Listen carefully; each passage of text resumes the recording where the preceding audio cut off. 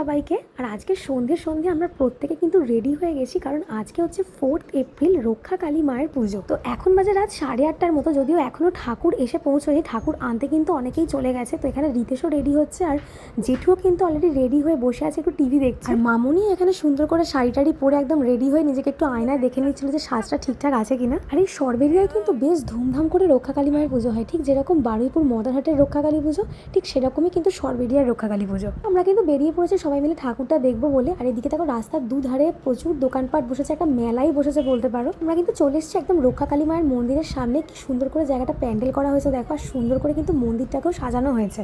আর আমার শ্বশুর বাড়ি থেকে একদম হাঁটা পথেই কিন্তু এই রক্ষাকালী মায়ের মন্দিরটা। এখনো যদিও ঠাকুর এসে পৌঁছয়নি, বাট লোকজন কিন্তু মোটামুটি অনেকেই চলে এসছে, ভালোই আস্তে আস্তে ভিড় হচ্ছে।